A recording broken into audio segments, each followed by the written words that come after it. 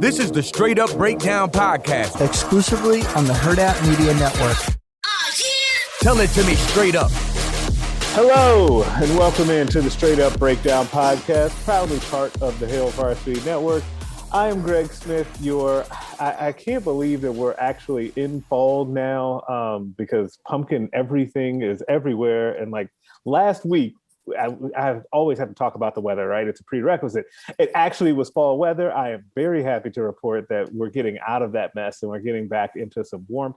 That makes my heart happy. But today I am joined by Hail Varsity Deputy Editor and TikTok enthusiast Aaron Sorensen. Aaron, thank you very much for being back on the show. How are you? I'm good. I'm not as enthusiastic about the like 90-degree weather as you are. I was like vibing with that like 75, sunny, brisk in the morning, warm in the afternoon. That's kind of like my jam. No, I don't understand. And this is, it has become one of my most controversial takes, apparently. It's very controversial. That this is not, like fall weather is not my jam. I do not like, as I am currently right now, wearing a hoodie to go and walk the dog in the morning. Hoodies are the best. Like hoodies, honestly, the best outfit for men and women is long sleeve something and shorts. And you don't get that in like 95-degree weather. Not gonna lie to you, I did that last week. You saw me. I felt uncomfortable. Like it actually was weird to me. Like I felt like weird the whole day. It doesn't, and it's odd to me because you have to plan for it being cooler in the morning. Then eventually it's gonna wake up. Like I would rather. This is gonna again be controversial on the other side. I'd rather have it just be cold to begin with, and then we know what we're getting. What is wrong with you? No. Apparently a lot. Because you are, I believe, the second person in a row to be on this podcast to tell me that. I need people to put you on blast over this. No, that's not how this thing works. This is my podcast now. Everyone put Greg. And now I've been taken over. It's fine. If you guys want to put me on blast, feel free. Straight Up Breakdown at hailvarsity.com. You can go ahead and email us, but that's fine. You guys are allowed to like your fall weather and pumpkin. Are you a pumpkin person too? I am. Oh, for sure. But like, I'm not like, there's a line. So like, for instance, this morning, I am just drinking like vanilla creamer. Like, I mean, there's a line. Okay. But especially Trader Joe's, when they come out with all of their pumpkin stuff, it is like game time. And one of my favorite, you brought up TikTok, one of my favorite TikToks recently was this woman who had just left Trader Joe's. And she's like, I bought this thing like this, I can't remember what it was, but they have these like, these pastries, these big pastries, and they have them in all different kinds of flavors, like almond, and they bring in seasonal flavors. And so one is pumpkin. And I guess there was like a long line of people trying to grab these pumpkin pastries. And she didn't even know what she was getting. And she was just like, everyone else is excited about it. So she's like, I grabbed one because I felt like I couldn't be left out. So like when Trader Joe's does that, I'm like, yes, I have to get there and buy pumpkin stuff because otherwise I will miss out on the pumpkin stuff. And then God forbid I never have them. So if I can make a recommendation, if your local Trader Joe's has it, the pumpkin spice covered mini pretzels, super good. So good. They're fantastic.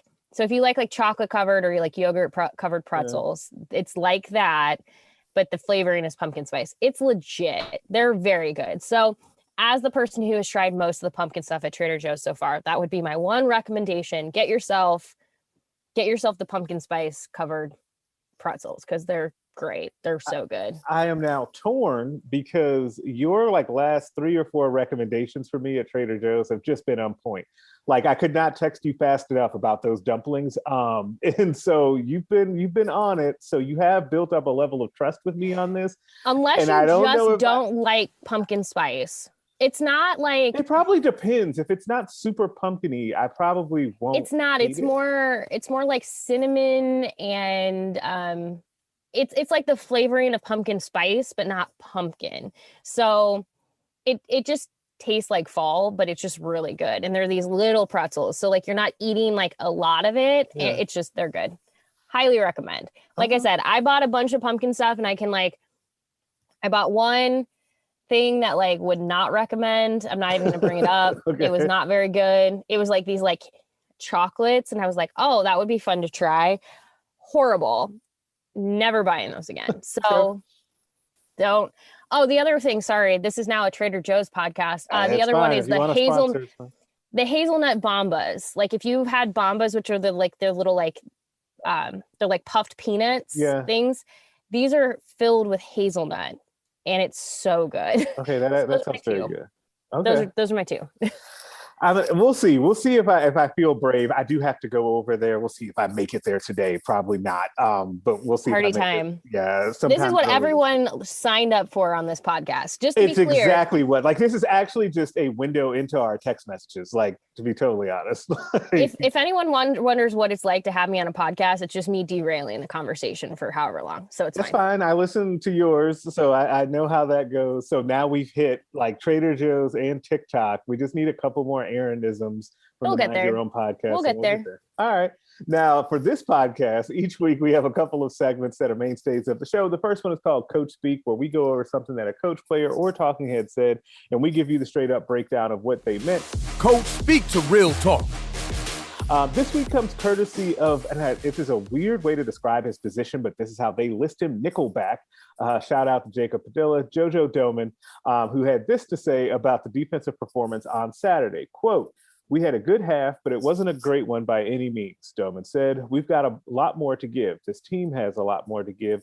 We're not done. We're not going to roll over. This hurts. We want to win games. We are competitors, but ultimately it's how we respond to these moments that are going to define us." Aaron, you were there for that quote. I assume you were in East Lansing. How did you feel, first of all, when you heard that? Second of all, what does that mean?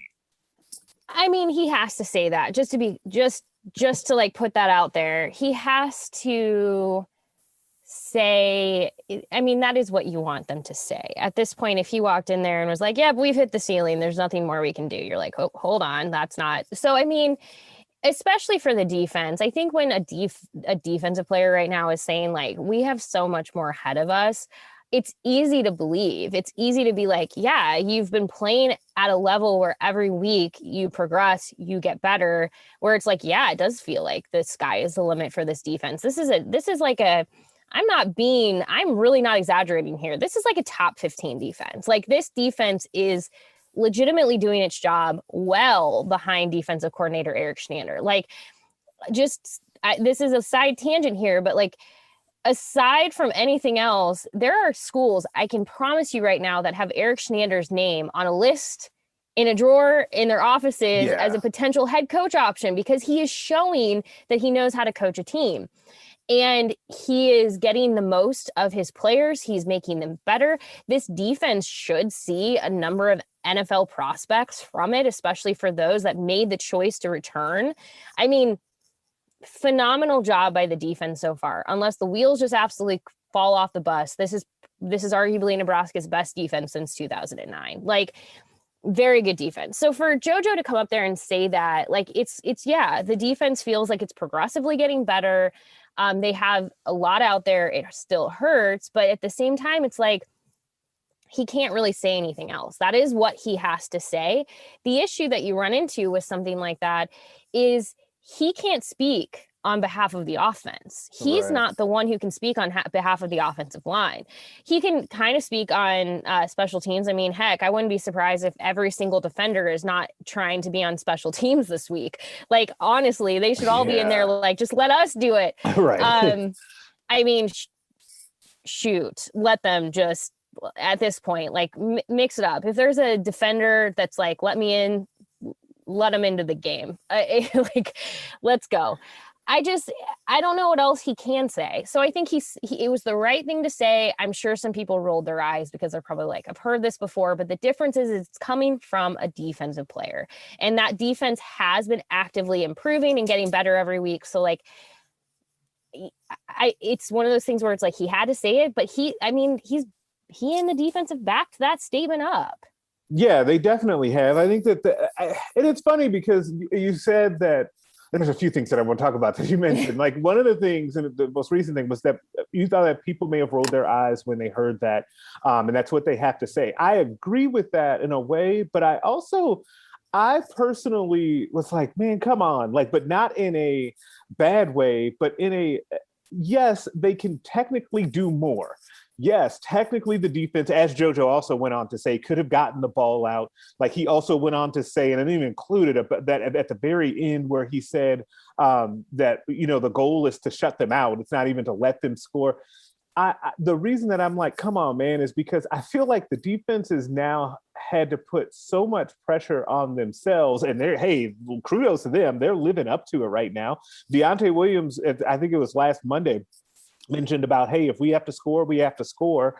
But at the same time, it's kind of a crappy place to have to be in for the defense, right? Like that's just to me it's a recipe that you want to eventually kind of balance out, because you want the defense to feel like, yeah, we're going to go out there and we're going to play really good football like we have been, but we also know that if we slip, that the other side of the ball has our back. Like there's something to, or that, hey, maybe we're also playing complementary football and this is building off of each other. We're doing well, they're doing well, and then it's just all rolling. Obviously they're not like at that point, but I just worry that the defense ends up putting so much on themselves that the dam kind of breaks eventually. I've been like surprised that has not happened yet. To this, there is a level. I can actually understand where you're coming from on that. There is a level of like, okay, could this be setting them up for a level of failure that they're not expecting? Could this be setting them up to be disappointed if a game, because what if they have a game that's just not their best, but they still play well? They give up 24 points instead of what they've been given. Like, like, then do they look at it as a failure when absolutely it's not? But I think that's just kind of where the defensive mindset is at, because after the game, out separately from that podium room, a number of players spoke, and Ben Stilley and Nick Henrich were two that spoke together. I mean, it was 2 minutes, and not because this is always so hard, because I think especially for fans who aren't living in that moment, they look at it and they're like, there wasn't video of it, but like if there was, they'd be like, oh, they didn't want to talk to you. And that's not the vibe I got. That was not what I felt in that moment. No. Like I didn't feel like Ben was trying to get away from the conversation. I didn't feel like Nick was trying to get away from the conversation. It just felt like they had exactly like what they wanted to say, and they knew that it was similar. Ben said it much more concise than JoJo did. He was just basically like, we could have done more. And that's exactly what Ben said after Oklahoma. It wasn't to the level that we believe that we can play better. This defense is striving for perfection, and that is their message. And so they're continuing to say that. And I mean, that's kind of a sign of like clearly what's going on in meeting rooms. This is a focus. This is the thing that they believe. We can be better. We can do more. We can be. And I mean, defenses can win championships. It's not easy without an offense like right. to help you, and it's special teams making it harder, but defenses can win championships. And I think they're viewing this as like, we can't really control what everyone else is doing, but we can certainly control ourselves. And so that's why it just feels like short, sweet. This is our message. We can be better. We can play better. And I have noticed that the defense doesn't speak about other areas really directly. They might say like, we've got they might say like, we've got each other's back, like we believe in them, but like they do not answer. Like if you ask them a question of like, what do you think on this? Like, what do you think about what happened here? And it's something that happened on the offense. What did you see from a defensive point of view? They're not interested. Not their problem. They're not focused there. They're focused on themselves. And that's really interesting, because they are very, very hyper-focused on what do we need to do to win? What do we need to do? How can we be better? And so I think that's when you're hearing JoJo and Ben and Nick and all these defenders pushing that same message forward. It is, we are focused on what we need to do to make this game a win for us. You got to get the offense and the special team side have to follow suit, because that defense is an example. So replicate it, put it elsewhere. It is, but the thing is, and this goes back to something that the other thing I wanted to get to that you mentioned, we were talking earlier about Eric Shenander. I think the reason that you hear that consistent message from all of the different defenders, and we could name a bunch more, right, that we've talked to with Deontay Williams, Markel Dismuke, DeAndre Thomas, Damian Daniels, all of them. They've all said versions of the same things along with those guys that we talked to after the game on Saturday. I think that that's a leadership thing. And I think that it's a strong leadership thing. From their coordinator, and that also trickles down to their position coaches, their individual position coaches. Because when we hear from those guys on Tuesdays, right? They all sound the same. Like, when I say those guys, I mean we talked to Eric Chenander, we talked to Barrett Ruud, we talked to Tony Tuioti, Travis Fisher comes out, Mike Dawson comes out. Mike Dawson gets a little bit different because he's got the special teams deal, and all of his questions are almost always about special teams when we talk to him, and rightfully so, probably at this point. But those guys all feel like they're in the same meeting rooms, and they are like really believing the message that comes from Eric Chenander. And that's why I think what you said is important and interesting, and I agree 100%, but I do think that there have to be athletic directors, and if not athletic directors, head coaches out there that are looking at Eric Chenander as someone that can come in and help their team. We see this all the time when it comes to like defensive coordinators, or even offensive coordinators, but in this case, defensive coordinator being like whisked away to be able to go like save someone's defense. Like, there's something there with the way that Chenander has gotten buy-in from everyone on that side of the room. And I think that it started, and we really saw the biggest example of this when all of the super seniors basically decided to come back. And then you see it with the way that this defense has just continued to progress. And that's even with, they don't have the one thing that everyone came into the season saying, oh, they've got to do this. They don't have that consistent threat at pass rush. They still don't have that. Like, what if they had a true disruptive force on the defense to put them in even better situations? So to be doing what they're doing without that, and really with just good, sound, fundamental football, and they have talent. Like, don't get me wrong. Like, but I just think that He's there's saying a they're lot. not talented. I did not say that, because I actually do think I was actually kind of on a side note, but not. I was thinking about that. I was like, what is it about this defense that makes them so good? And I actually think it's one. I do think it's the level of buy-in and just kind of what you were saying, that laser focus that they have. But I do think that they're basically good at every position. Yeah, like, I think also, that's part of it. They're paying attention to detail. I think, like, it cannot be said enough, and this is an area where we are not privy to much of practice beyond the little bit that we get in fall camp. So we don't get to see the ins and outs of everyday practice. I'm a big believer in you perform what you practice. So, like, I don't know what's happening in practice that is like creating these opportunities for mishaps along the way. But what I can say is clearly the defense is practicing in such a way that allows them to perform in the way that they are.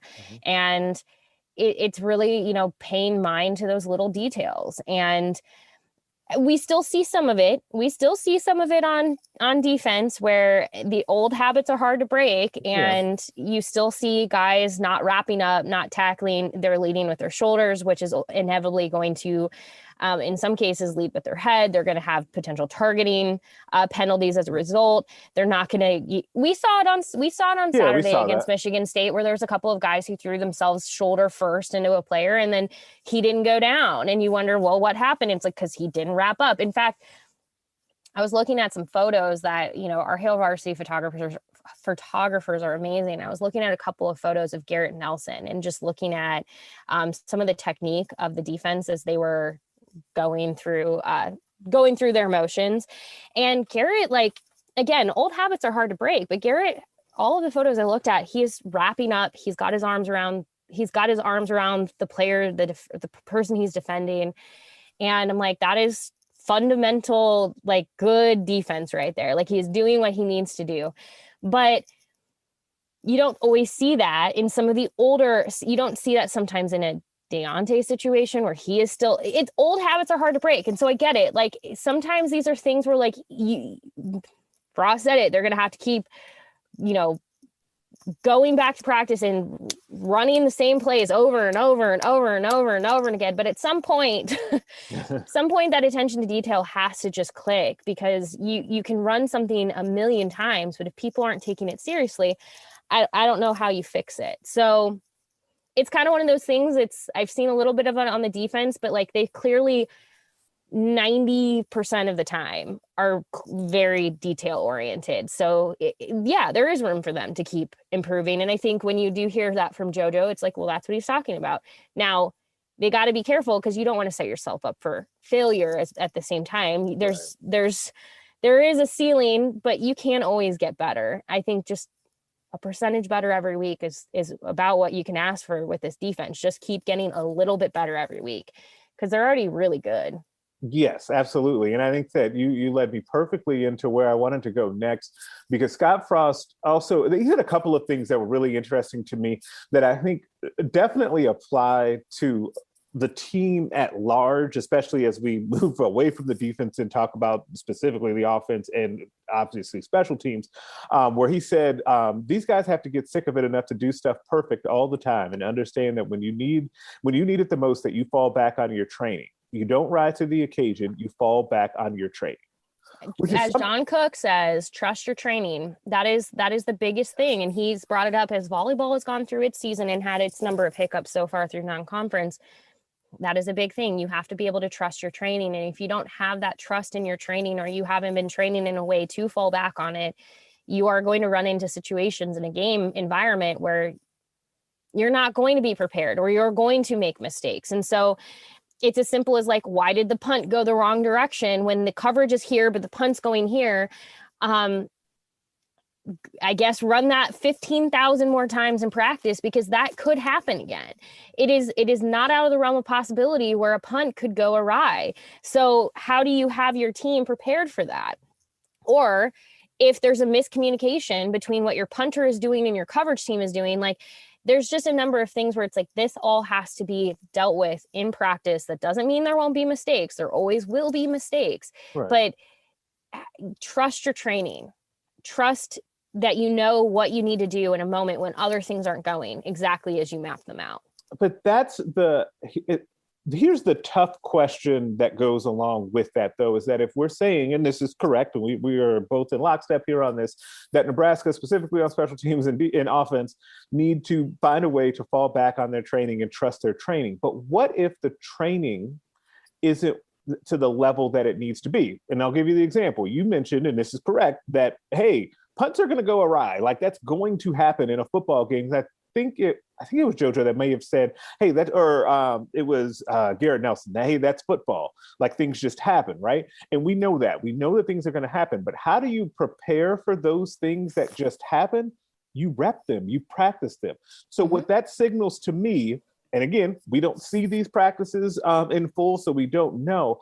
It's hard for me to square that you have these types of special teams issues on a weekly basis, but you're also allegedly repping them a lot, right? Like, it's just kind of weird, because at the same time of, yes, the punt was off by 30, 40 yards, whatever it was.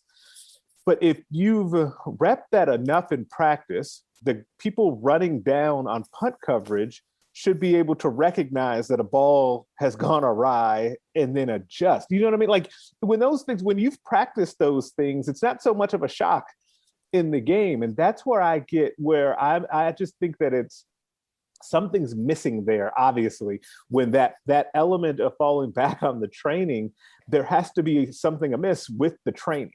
Now, I will say, like, that instance, like, if something goes awry, that's one thing. Things go wrong in games of every sport all the time. Things that you're not expecting, things that you have to. I mean, okay, here's a bizarre example, but think of gymnastics.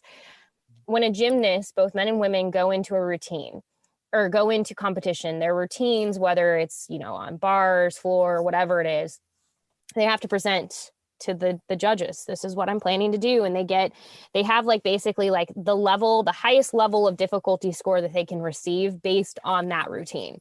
Okay. But oftentimes as you're watching gymnastics, you hear the commentators, the people who are walking you through what's happening. They'll be like, oh, she didn't do, or he did not do that skill.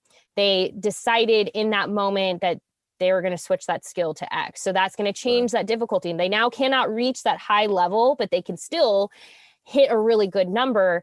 So my point with this is you have to be able to adjust. There are times where you're going through a routine or you're going through the motions and something happens that is not what you were expecting. You're like, the thing that I was set out to do, I'm not going to be able to do it, because if I do, I'm going to get myself injured, or I'm not going to be able to I'm not going to be able to obtain the best possible score because of that. So my point here is things go awry. It's everything else that you do around it. So if you are a gymnast and you have submitted this routine and this one skill doesn't pan out, you end up doing a different skill. Do you stop your routine at that point? Absolutely not. You keep going because you still have a chance to get the best possible score. You still have a chance to win your competition, because you can still win even if you remove one piece of what you've done, if you've changed it just a little bit. Like I said, the point here is Nebraska does not do itself any favors when other things start to fall apart. It's like, here's this thing that didn't go as planned, which happens in every sport, every competition, everything you do. Happens on a daily basis. Yeah. But Nebraska does not make it easier on itself when other things are happening that sets those mistakes up for even more catastrophic failure. Like, it doesn't have to be this like all or nothing deal. It can be that was really not great, but like, it's okay. We can still win this game. We can still adjust and we can still see this through. Unfortunately, Nebraska is kind of at a point where when the routine doesn't go exactly as planned, things kind of just go out the window. It's kind of like, well, shoot, see you later. That one thing happened. Oh well, like it's over becomes now. it's a mental thing too. And I think that's probably when you're listening to Scott Frost try to grasp with what's going on, and he's kind of making those comments, which a lot of people notice, where he's like, we're doing basically everything we know to do. Yeah, he said it twice actually. Two different Some of this is like, I don't know how you fix that mentality, because it's kind of, and I'm saying that as like a person that I'm not a coach, so I don't know, but it is a tough thing to take on. It is a tough thing to take on of trying to understand. But that does still come back to Frost and his coaches. Like, they're at the end of the day is the ones tasked with creating the routine, if you will, the game plan. And when things don't go well, how do you adjust? How do you make sure that you're still setting your team up for success so that they can still have the opportunity to win? And they're not the ones on the field committing those things. They're not the ones on the field running the plays and doing all of that stuff. So there is a level that is still on the players to, live up to a certain level of their training, but it is also on Frost and the coaches to set them up for success. And so it's kind of this weird world of like, who's to blame? And I don't like that. I don't want to sit here and be like, it's just on the coaches. It's just on the players. Somebody's got to meet in the middle at some point and say, yes, the players need to execute better. Got it. But at the same time, the coaches also need to make sure that they have planned appropriately for this, so that those players are ready to execute no matter what happens. And that is where I have questions and confusion, because there's something that is breaking down in the middle of that. And I'm not getting paid a lot of money to figure it out, but I hope that made sense to people, because it's things happen, mistakes happen. It's how you adapt and respond to those mistakes. And the offense doesn't need to make a special teams mistake worse. Right. A special teams mistake happens. How does the offense then respond when they get the ball back? Like, it's just, Nebraska seems to just make things harder on itself than it needs to. One mistake becomes catastrophic, and that is an issue that has to be figured out. And I think that's where frustration comes from.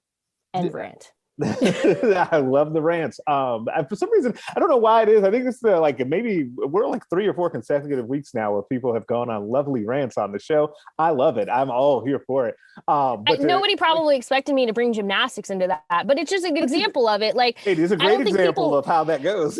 I don't think people realize, like, just like anything else, you're creating game plans for everything that you do. I mean, swimmers, they have a game plan. They go in, they're like, I'm going to do this. I'm going to try to swim this. I know if I do this, but like, sometimes, you know what? The game plan has to get thrown out the window. And then it's like, what do you do then? Yeah, you can't panic. To steal a line that I love, and I've told her this from your co-host at Mind Your Own podcast, Sasha Durkin, building healthy habits. It is an important thing. But then there is a follow-up step to that. You also have to then execute on those habits, right? So like, as you were saying, it's the coach's job to build those healthy habits, but then it is also on the players to execute them. And it's tough, but I mean, that's the reality of the situation. Like, you just have to do it. Or otherwise you end up in the several situations that Nebraska finds itself in right now, where we've got like some really uncomfortable conversations looming because of just like a lack of being able to get over this hump, or to find the spark, or to have the pilot light lit, or whichever way that you want to term it this week. It's just a really tough spot for Nebraska football. Put them on blast. Every week we end the show with my favorite segment called Put Them on Blast, where we put somebody on blast for something they did or said. This week I saw one. I'm going to go first. I saw one that I saw the headline, and I immediately texted Aaron, and I was like, okay, this has to be in the show. Like, I have to do this. If you guys saw, Dallas Cowboys right tackle Leo Collins was suspended after what we thought was a failed drug test. But it turns out, because that's how it was reported at first, that was not only part. It was only part of the case. He actually was suspended for trying to bribe the league's drug test collector, sources told ESPN. Now, under the new CBA, players could not be suspended for positive marijuana tests. But Collins' issue was that multiple missed tests occurred, and then he tried to bribe the test collector. So obviously, you have to go on blast for that. But I have a question related to this. Because, well, first of all, I just realized I'm not getting like the whole, like, should people be like smoking marijuana? I don't care about that right now. The thing that it is like, has this worked for him in the past? Like, honestly, that was my second thought after, oh my God, I have to talk about this. My second thought, honestly, was, do you only really try and do that with an NFL drug test collector because this has worked for you in the past, right? Like, this can't be the first time. Because did he go to Ole Miss? Is that where he went? Even though the college it's a little weird. Like, drug testing in college is odd. I'll leave it there. But like, he had to have tried this before and like been successful at it, to then try to do this again, where you're trying to bribe the drug test collector. That's brave. Yeah, that is bold. It is very bold. That's a choice. It is curious if it's worked for him before, or if this was just his moment where he's like, this is my time to shine. I'm going to try. Or like, did somebody give him advice and say, hey, you might be able to get over on old Johnny over there that's collecting the drug tests? Like, I need to know more details about like how this came about in his mind. To be able to do that. I know the Cowboys will never want him talking about this, but like, I just need come to on, see Cowboys. come on, loosen up, Jerry. Like, I just need to see like what the actual thought process was for this, because now, by the way, he's going to end up getting more games. Like, I think they had negotiated it down to be in the 2-game ban, but now he's looking at 5 because you have to get additional games for trying to bribe someone. Yeah, what a bizarre situation. Yeah, I thought when you sent it to me that we were going to like talk about that specifically, and I was like, all right, let's go. Yeah, you were all in on it. Like, I was pleased to see that, but no, he has to go on blast for trying to bribe the drug test collector. I will be keeping an eye on this story, because as we've done before, when we need follow-ups on these, I'll definitely keep an eye out on it to see, if he releases any statements or anything. But that's wild. Aaron, who are you putting on blast this week? I am putting on blast kind of like, I've thought about this a little bit. I'm not sure like who specifically in this whole thing. Okay. Ohio State had a player who stormed off of the field on Saturday against Akron. Ohio State won 59-7. It was pretty easy victory, but plenty of drama when linebacker Kevon, I think I'm saying his first name correctly, Kevon, Pope. It seemed to be like he was quitting midway through. He stormed off the field. He ended up tweeting F Ohio State, which with the actual word, deleted that tweet, and then ultimately went on to wish his teammates good luck moving forward. I haven't seen an update now. By the time this podcast is live, maybe there will be, because there will have been media availability on to start the new week. So like just prefacing that here, full disclosure that I don't know the ultimate result. But I've sat here and thought, like, who do I want to put on blast? Ryan Day, Pope, or fans? And I feel like I want to put like everybody on blast because Pope deserves some heat here because he could have handled that a little bit better. Like taking your gloves off and throwing and going to the locker room and be like, F Ohio State is a move. I talk about bold choices, but okay. That is a move. Yeah. So like he deserves to be put on blast for that. I would say Ryan Day does because I would like to understand a little bit more of like what led to this moment. Like Ryan Day ultimately made a comment after the game that he hasn't reviewed it yet. He's not sure, but he said, a lot of guys, they want to play. You can't play everybody and their frustration kicks in. I'm sorry to say though, like one player, if that's one, seriously, if it's just one, they're frustrated, something's going on, that's fine. But it potentially could be a bigger deal. And I've seen some Ohio State like people speaking about it, that it could be something where it's leading to a larger issue. So that is why Ryan Day deserves a little bit of heat in this, of like understanding what happened. But also the response to this. A lot of people on Twitter need to chill. Have your fun, whatever. But like people need to remember that these are human beings and we don't know what's going on with Pope. We don't know if something happened with him personally, if there's something going on, we just don't know. So I think being mindful of the fact that this is complicated, it's difficult, like being able to have that empathy toward the entire situation of like, yeah, that's not how he should have handled that. But knowing that like we also are not privy to what happened exactly. Right. I just think college football as a whole needs a little bit more empathy. So like, this is one of those things where I came into this and I was like, I'm not sure who I'm putting on blast in this. I'm just putting the whole thing on blast. The whole situation just deserves like a what the heck happened and why. So that's fair. That's fair. I think that in that situation, even as you were describing it, I still don't know who would be ultimately the person to go on blast. And if I said Kavion, I did not mean to say that. It's Kayvon. I don't know why I said that. I just can't read. That's fine. I mean, if I said his name incorrectly, just excuse me. I'm even looking at it and I'm like, I'm putting a letter in there that's not in the name. So apologies to him. But yeah, it was such a strange. You don't want to get on his bad side, apparently. He'll quit the team. I mean, I wish him well. Move, man. Yeah, I wish him well. I hope he finds what he's looking for in whatever next journey his life takes him on. I don't know. It'll definitely be a next journey. It won't be at Ohio State. But I also hope Ryan Day looks at this as an opportunity because obviously there's something going on here and maybe it's one player isolated incident. Yeah, but they had a guy quit in the middle of last season too. Yeah, that's the thing that I was kind of noticing is they've had a number of players who've been frustrated. Now, that's sometimes what happens when you have a team that has a lot of really good players that have been recruited to it. They're playing for time. Sometimes that's just what it is. So if that's the case, Pope deserves all of the heat from this. Yeah, absolutely. It's something a little bit more than I do think, Day still should have to answer to this for a bit. And I'm sure he'll be asked about it. He spent a lot of time putting his own defense on blast a couple of weeks ago. Something tells me he has no issue talking through these things. No one listening to this podcast feels bad for Ohio State going through some stuff right now. Because they're still winning. Yeah, because they're still winning these games. I looked up and I was like, oh man, people are complaining about Ohio State, their media. And then I went and looked and I'm like, oh yeah, they won again. Cool.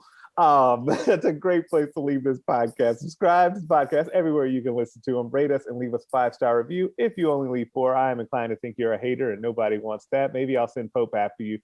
Make sure you are checking out the other podcasts on the Hail Varsity Network, the Mind Your Own podcast featuring Aaron Sorensen and Sasha Durkin, the Varsity Club, Nebraska Preps postgame show, and the Hail Varsity radio show. Also, make sure you check out the Hail Varsity YouTube page. You can find us back on there talking about the recruiting question of the week. And you can get after us on Twitter at Greg Smith HB and at Aaron Sorensen. I will catch you next week. A Huda Media Production.